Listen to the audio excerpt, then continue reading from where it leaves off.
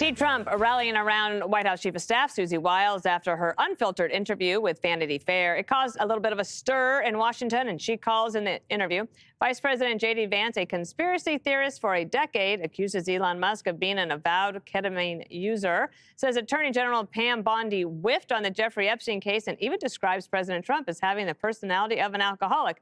But the president himself was not offended, telling the New York Post, no, she meant that I don't drink alcohol. So everybody knows that, but I've often said that if I did, I'd have a very good chance of being an alcoholic. I have said that many times about myself. It is a very possessive personality. Meanwhile, the media absolutely feasting on this little slice of a West Wing palace intrigue.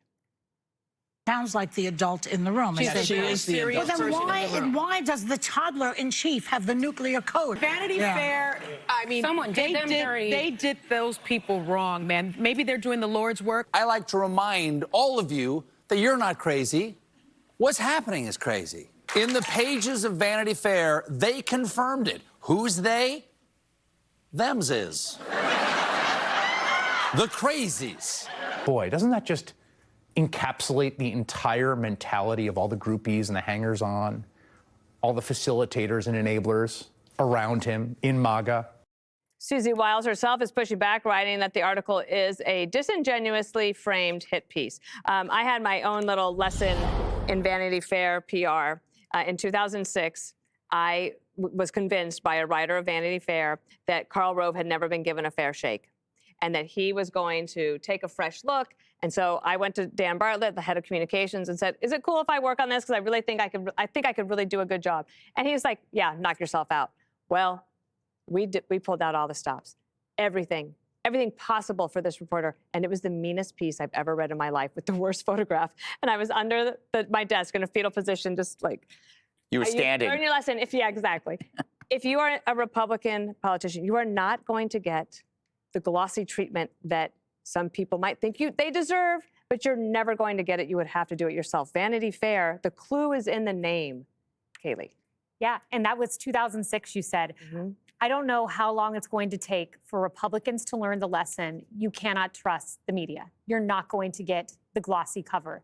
This reminded me so much of during my tenure when President Trump got on the phone and talked to Bob Woodward. Yeah. And I came into the job and my predecessor I don't know if she had any part in it. I don't know how it panned out. Maybe it was something Trump did behind the scenes, but regardless, he had talked in extended long format to Bob Woodward and thinking he could shape the story. But you can't shape the story. Bob Woodward is going to do a left-leaning piece that maybe he wouldn't do on Joe Biden. Vanity Fair is going to do a left-leaning piece. You get 2 pages in and they're already talking about critics making Hitler comparisons with Trump. But that leads me to say this. Susie Wiles is a very smart operator.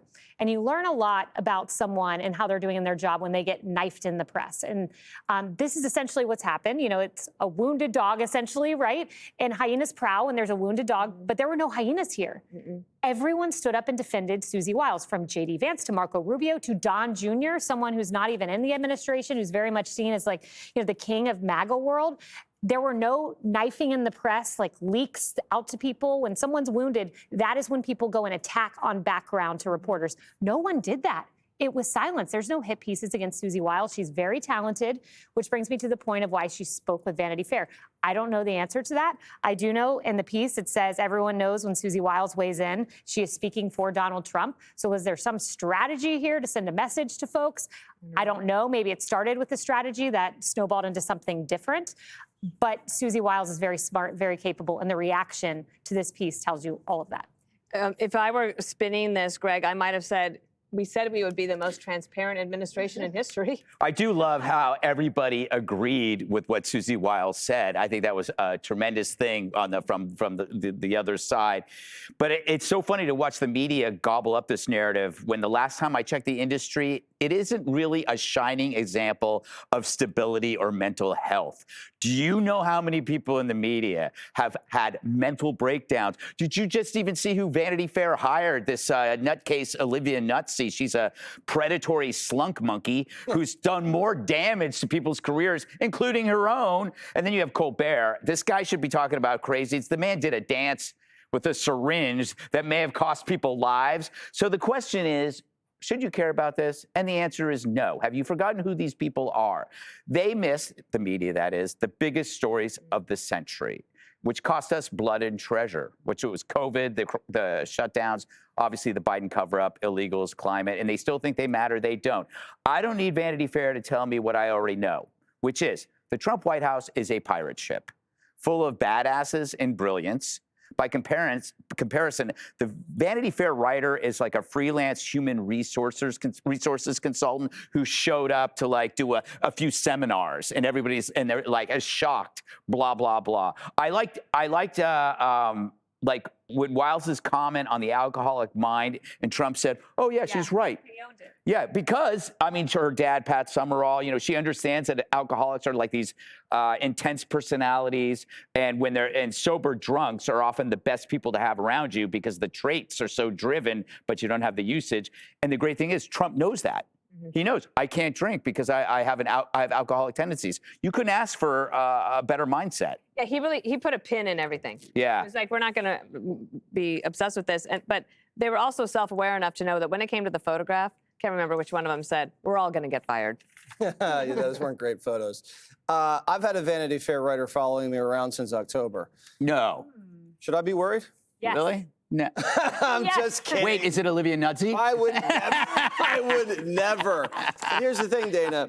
Women are intoxicated by Vanity Fair. So when Susie found out Vanity Fair wanted to roll in, it's like heroin. She had to do it. There was no saying no. And look what happens. It blew up. Now, this guy who wrote it, Whipple, worked for Trump before. He wrote a snazzy book the first time, was on the outs. Now he kind of came back in and they pitched himself as trustworthy. He writes about chiefs of staff. Now, did she say anything that bad? I didn't really hear it. I didn't hear it was that bad. It was gossipy, and that's what sells. It's gossipy. It's not on message. It's the truth. She's like, yeah, Elon might be on something. I wouldn't have pardoned everyone on January 6th. I liked it when she said, you know, Trump doesn't wake up every morning thinking about retribution, but when he sees an opportunity, he'll take it. That's refreshing. So it's all good. Listen, It's authentic. they were on defense for like a half a news cycle on it. We expected more from her. It's a mistake. And everybody rallied to her because they love her, because she's doing a fantastic job. And she'll probably be there for another 3 years. You just made me think, wouldn't it be refreshing to hear what Kamala Harris really thinks? Yes. Like, I mean, her staff has told us what they really think on the record, but what does she really think? Anyway, last word to you, Jessica, on anything. Well, I think the marketing of this is a hit job might work if it had been one interview, but she sat down with him 11 times. Yep. And there were recordings. So when people came out and said she didn't say that, he's like, let me just press play on this. And I do think that Susie Wiles, at least 99% of the time, by reputation, what I've seen so far, is in control of what she's doing and that she is telegraphing something. Yes, we read in the New York Times as well that Elon Musk uses ketamine. J.D. Vance, conspiracy theorist, fine. But like what she said about Pam Bondi and whiffing on the Epstein files, that's a very big deal for the administration. There's a big chunk of the base that feels seriously let down by the fact that they were promised Epstein files. They had, you know, influencers with binders, and then nothing, I guess, until Friday when they're allegedly going to come out. I think she's also seeing the fact, looping back to what we were discussing in the first block, that the administration is not as successful as they would like themselves to be. I mean, we didn't note it yet, but Mike Johnson completely lost control of his caucus this morning. He had a four-person rebellion. Maybe it'll be even more once this ACA subsidy vote happens, the 3-year extension. Leader Jeffries completely played him, right? He didn't go for any of the discharge petitions, the Fitzpatrick bill. He said, I'm going to wait it out for my 3-year extension. And then he got Fitzpatrick, Lawler, et cetera, to fold and to come over to his side. And now there's going to be a vote. I don't know what Senator Thune I'm is not sure gonna do with anybody knows anything of what you just But said. I mean, I do, but I mean, it's like pretty. Well, here, I'll just make it clear. Leader Johnson is not in control of his caucus. Okay. Susie Wiles is telegraphing something about how well the administration is doing by going on the record Schumer's 11 in real times. control of his. This is the thing. You guys won an election. You have to govern now. The governing is not working. That's what happened this morning. with the House on the health care bill. There's still no solution. Go listen to Chip Roy. You never said that about Joe Biden. We'll solve your problems I will for say you. that I care. I loved what Susie Wiles said about her initial take on tariffs. Hey, Sean Hannity here. Hey, click here to subscribe to Fox News YouTube page and catch our hottest interviews and most compelling analysis. You will not get it anywhere else.